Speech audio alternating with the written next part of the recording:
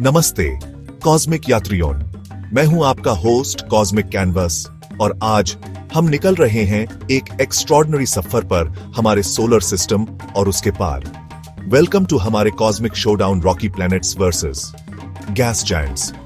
तैयार हो जाओ अपने दिमाग को एक्सपैंड करने के लिए जब हम एक्सप्लोर करेंगे इन सेलेस्टियल बॉडीज की फंडामेंटल कैरेक्टरिस्टिक्स को जो उन्हें अलग बनाती हैं। एक रॉकी दुनिया की मेटाफोरिकली बोलूं तो हमारे पैरों के नीचे की सॉलिड जमीन से लेकर एक गैस जायंट के एटमॉस्फेयर की घूमती एंडलेस गहराइयों तक यूनिवर्स प्लैनेटरी फॉर्मेशन और एवोल्यूशन में एक स्टनिंग फर्क दिखाता है। आज हम इन दो तरह के प्लैनेट्स के बीच के फैसिनेटिंग डिफरेंसेस में डाइव करेंगे। हम एक एक परत हटाएंगे, उनके कंपोजिशन, उनके एटमॉस्फेयर्स का नेचर और उन्हें शेप करने वाले डायनामिक प्रोसेसेस को एग्जामिन करेंगे। इसे एक प्लैनेटरी वेइन की तरह सोचो, लेकिन सिर्फ मैस के बजाय हम कोर मटेरियल से लेकर गैस की सबसे बाहरी हल्की परतों तक सब कुछ देखेंगे। अर्थ जैसे प्लैनेट को जुपिटर जैसे बिहीमत से इतना अलग क्या बनाता है? क्यों एक पर हम जैसा जीवन है जबकि दूसरा पूरे प्लैनेट से भी बड़े तूफानों का घर है? यह सिर्फ मामूली फर्क नहीं है। इन डिफरेंसेस को समझना, सोलर सिस्टम्स कैसे बनते हैं, प्लैनेट्स कैसे इवॉल्व होते हैं और कॉस्मोस में कहीं और लाइफ के पोटेंशियल के बारे में गहरी इनसाइट्स अनलॉक करता है। तो अपनी क्यूरियोसिटी की सीट बेल्ट बांध लो, अपने वंडर के सेंस को एंगेज करो और चलो इस ग्रैंड कंपैरिजन में आगे बढ़ते हैं। यूनिवर्स अपने सीक्रेट्स धीरे से बता रहा है और हम यहाँ सुनने, सीखने और इसमें मौजूद दुनियाओं की शेयर डाइवर्सिटी से बिल्कुल चकित होने के लिए हैं। चलो अपनी एक्सप्लोरेशन शुरू करते हैं उन प्लैनेट्स से जो सॉलिड जमीन जैसा कुछ ऑफर करते हैं, रॉकी प्लैनेट्स। इमेजिन करो अर्थ की सरफेस पर खड़े हो या शायद मार्स के झंग जैसे मैदानों पर। ये दुनियाएं जिन्हें अक्सर टेरेस्ट्रियल प्लैनेट्स कहा जाता है, मुख्य रूप से सिलिकेट रॉक्स या मेटल्स से बनी होती हैं। उन्हें हमारे सोलर सिस्टम के परिवार के डेंस कंपैक्ट मेंबर्स समझो। उनके पास एक डिफाइंड सॉलिड सरफेस होती है, एक ऐसी जगह जहां हाइपोथेटिकली आप एक स्पेसक्राफ्ट लैंड कर सकते हो, घूम सकते हो या झंडा लगा सकते हो, अगर कंडीशंस हॉस्पिटेबल हो ऑफ कोर्स। उनका आर्किटेक्चर ही एक ऐसे इतिहास की कहानी कहता है जो प्रोटोप्लैनेटरी डिस्क के गर्म अंदर के रीजन्स में बना था, जहां भारी एलिमेंट्स कंडेंस और जुड़ सकते थे। ये प्लैनेट्स जिनमें हमारे सोलर सिस्टम में मर्क्यूरी, वीनस, अर्थ और मार्स शामिल हैं, अपने गैसियस भाइयों के सामने कॉस्मिक कंकड़ जैसे हैं। उनका कंपैरेटिवली छोटा साइज और कम मैस उनके कंपोजिशनल मेकअप और उनके होस्ट स्टार के करीब बनने का डायरेक्ट कॉन्सिक्वेंस है। इस प्रॉक्सिमिटी का मतलब था कि हाइड्रोजन और हीलियम जैसे हल्के एलिमेंट्स शुरुआती दिनों में सोलर विंड से मोस्टली उड़ गए और इन कॉम्पैक्ट दुनियाओं को बनाने के लिए भारी मटेरियल्स पीछे रह गए। इंटरनल स्ट्रक्चर आमतौर पर डिफरेंशिएटेड होता है, जिसमें एक डेंस मेटालिक कोर, एक सिलिकेट मैंटल और एक क्रस्ट होता है। यह लेयर्ड स्ट्रक्चर उन इंटेंस जियोलॉजिकल प्रोसेसेस का सबूत है जिन्होंने उन्हें युगों से शेप किया है। कंसिडर करो अर्थ, हमारा वाइब्रेंट घर, उसका composition plate tectonics, volcanic activity और एक मैग्नेटिक फील्ड के जनरेशन को अलाउ करता है, जो सभी उसकी हैबिटेबिलिटी के लिए क्रूशियल है। मार्स, द रेड प्लैनेट, छोटा और ठंडा होने के बावजूद इस रॉकी विरासत को शेयर करता है। अपनी सरफेस पर एंशिएंट वोल्केनोज और विशाल कैनियंस के एविडेंस दिखाता है। ये ऐसी दुनियाएं हैं जिनका इतिहास पत्थर पर लिखा है, क्वाइट लिटरली। उनकी सरफेसेस इंपैक्ट्स, जियोलॉजिकल उथल-पुथल और अर्थ के केस में लाइफ के लगातार ट्रांसफॉर्मेटिव इन्फ्लुएंस की कहानियां बताती हैं। एक रॉकी प्लैनेट की कहानी रेजिलियंस और स्पेस की विशाल खाली जगह में एक टैंजिबल प्रेजेंस की है। अब चलो उन गैसियस लिफाफों पर गौर करते हैं जो इन रॉकी दुनियाओं से चिपके रहते हैं, उनके एटमॉस्फेयर्स। अनलाइक गैस जायंट्स के कोलोसल एटमॉस्फेरिक समंदरों के, रॉकी प्लैनेट्स के एटमॉस्फेयर्स टिपिकली पतले, ऑलमोस्ट डेलिकेट घूंघट जैसे होते हैं। इमेजिन करो अर्थ का एटमॉस्फेयर, ये सब्सटैंशियल इनफ है लाइफ को सपोर्ट करने और वेदर बनाने के लिए, येट कॉस्मिक पर्सपेक्टिव से ये प्लैनेट के डायमीटर के कंपैरिजन में एक रिमार्केबली पतली लेयर है। ये एटमॉस्फेयर्स प्राइमरीली नाइट्रोजन जैसे भारी गैसेस से बने होते हैं जो अर्थ की हवा में डोमिनेट करता है। ऑक्सीजन हमारे प्लैनेट पर लाइफ का एक बाई प्रोडक्ट और carbon dioxide green house effect में एक की प्लेयर और वीनस और मार्स के एटमॉस्फेयर्स का एक मेजर कंपोनेंट। इन एटमॉस्फेयर्स का कैरेक्टर और कॉम्पोजिशन स्टैटिक नहीं है। ये डायनामिक सिस्टम्स हैं जो प्लैनेट की जियोलॉजी और कुछ मामलों में उसकी बायोलॉजी से गहरी तरह से जुड़े हुए हैं। Volcanic activity, for instance, atmospheric gases का एक मेजर सोर्स हो सकती है, जो प्लैनेट के इंटीरियर से water vapour, carbon dioxide, sulphur dioxide और दूसरे कंपाउंड्स निकालती है। इस आउटगैसिंग प्रोसेस ने अर्थ जैसे प्लैनेट्स के शुरुआती एटमॉस्फेयर्स बनाने में एक क्रूशियल रोल निभाया। फर्दरमोर, सनलाइट का एटमॉस्फेरिक गैसेस के साथ इंटरैक्शन जियोलॉजिकल टाइम स्केल्स पर हल्के गैसेस का स्पेस में एस्केप होना और इवन कॉमेट्स और एस्टेरॉइड से इंपैक्ट्स भी एक एटमॉस्फेयर के मेकअप और डेंसिटी को सिग्निफिकेंटली ऑल्टर कर सकते हैं। Think of Mars. उसका करंट एटमॉस्फेयर इनक्रेडिबली पतला है, अर्थ का महज एक fraction, primarily carbon dioxide. Yet evidence बताता है कि मार्स का कभी एक मोटा गर्म एटमॉस्फेयर था जो अपनी सरफेस पर लिक्विड वाटर को सपोर्ट कर सकता था। क्या हुआ? उसके ग्लोबल मैग्नेटिक फील्ड के लॉस ने लाइकली सोलर विंड को बिलियंस ऑफ इयर्स में उसकी एटमॉस्फेरिक प्रोटेक्शन का ज्यादातर हिस्सा छीन लेने दिया। Venus on the other hand एक कॉशनरी कहानी पेश करता है अपने रनवे ग्रीन हाउस इफेक्ट के साथ। उसका एटमॉस्फेयर कार्बन डाइऑक्साइड और सल्फ्यूरिक एसिड क्लाउड्स का एक क्रशिंग सुपरहीटेड कंबल है। रॉकी प्लैनेट एटमॉस्फेयर्स की कहानी एक डेलिकेट बैलेंस, जियोलॉजिकल इन्फ्लुएंस और समटाइम्स ड्रामेटिक ट्रांसफॉर्मेशन की है।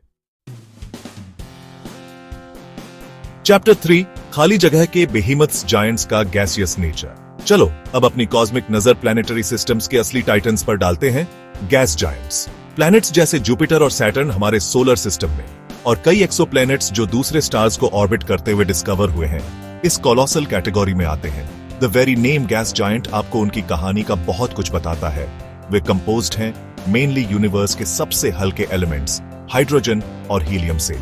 ये वही एलिमेंट्स हैं जो स्टार्स को फ्यूल करते हैं, और इंडीड अगर जुपिटर सिग्निफिकेंटली ज्यादा मैसिव होता तो it might have ignited nuclear fusion और खुद एक स्टार बन जाता।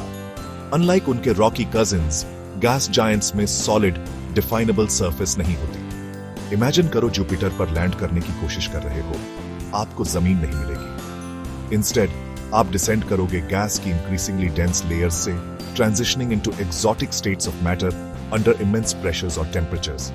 जिसे हम परसीव करते हैं एक गैस जायंट की सरफेस के तौर पर, वो टिपिकली बस क्लाउड टॉप्स होते हैं, उसके इनक्रेडिबली डीप एटमॉस्फेयर की विजिबल लेयर। ये प्लैनेट्स ट्रूली मैसिव हैं, टेरेस्ट्रियल दुनियाओं को बौना बना देते हैं। जुपिटर फॉर एग्जाम्पल, उसका मैस हमारे सोलर सिस्टम के बाकी सभी प्लैनेट्स के कंबाइंड मैस से दोगुने से भी ज्यादा है।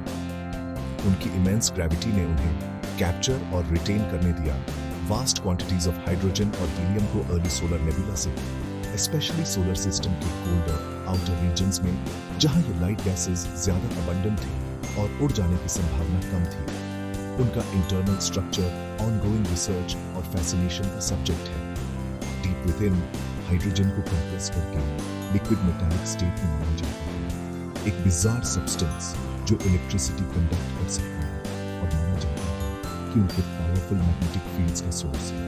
उनके वेरी सेंटर्स में वे पोजेस कर सकते हैं रॉक और आइस का एक रिलेटिवली छोटा कोर, एक रेमनेंट बीच जिसके चारों ओर गैस के वास्ट लिफाफे जमा हैं, बट उनके अस्तित्व का ओवरवेलमिंग मेजॉरिटी गैस है, स्वर्लिंग, चर्निंग और ऐसे तरीकों से बिहेव कर रहा है जो अभी भी फुली अंडरस्टूड नहीं है। ये इमेंस स्केल की दुनियाएं हैं, फंडामेंटली डिफरेंट अपनी कॉन्स्टिट्यूशन में अर्थ पर हमारे अनुभव से।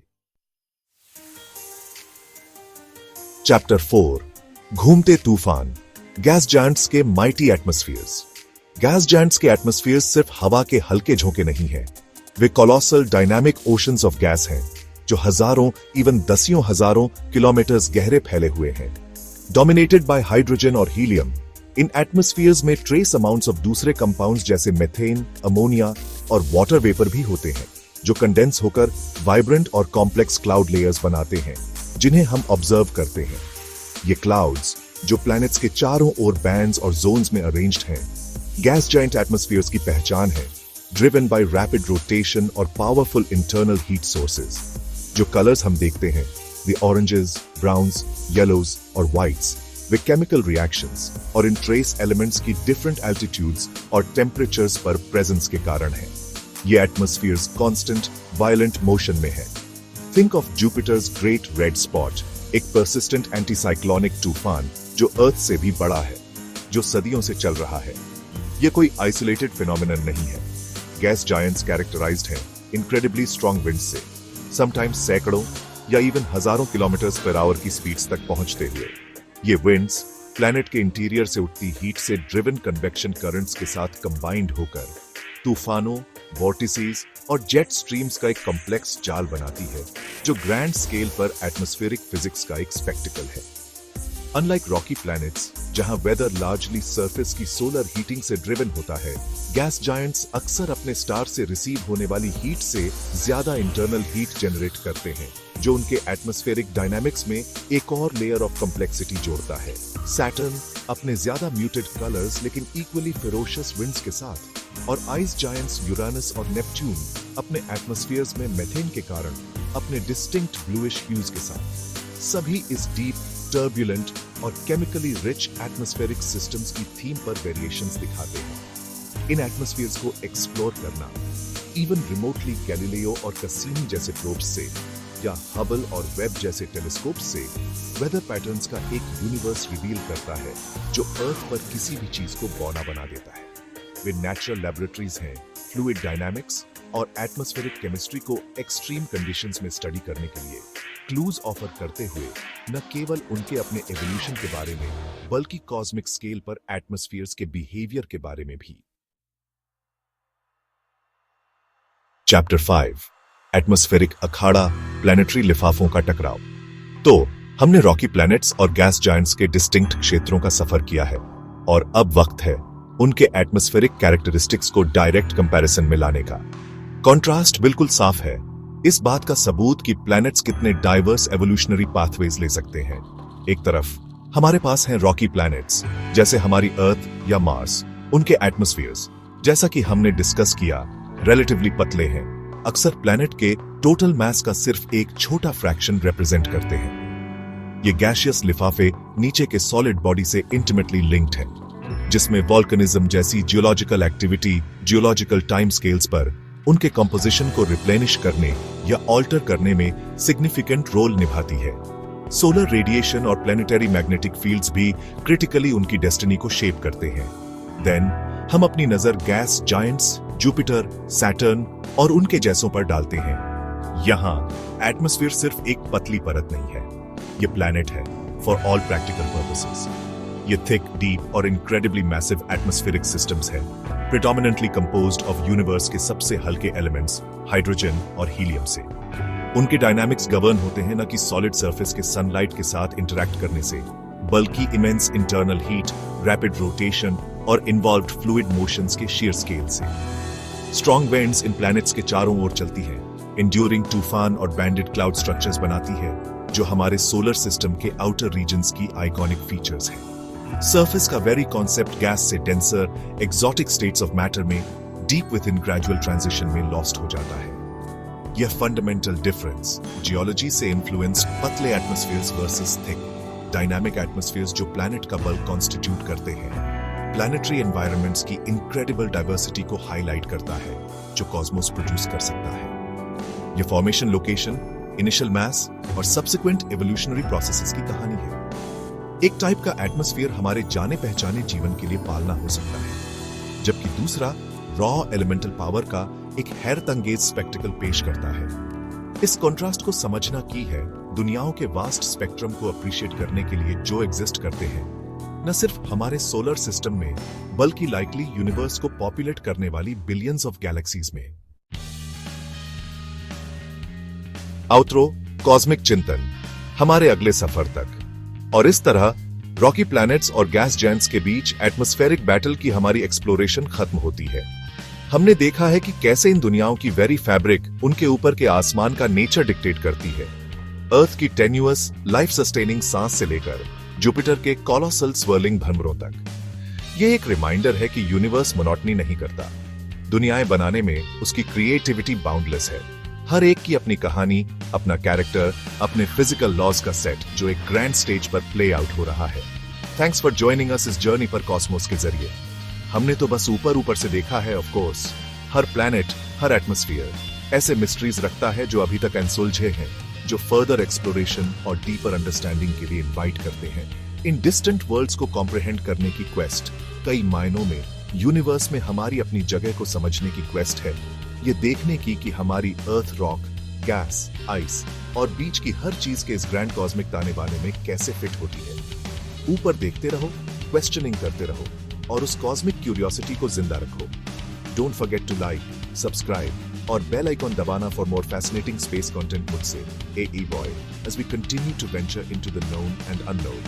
यूनिवर्स वास्ट है और हमारी डिस्कवरी की जर्नी ट्रूली अभी शुरू हुई है। Until next time, आपके थॉट्स कॉस्मोस जितने ही एक्सपेंसिव हों,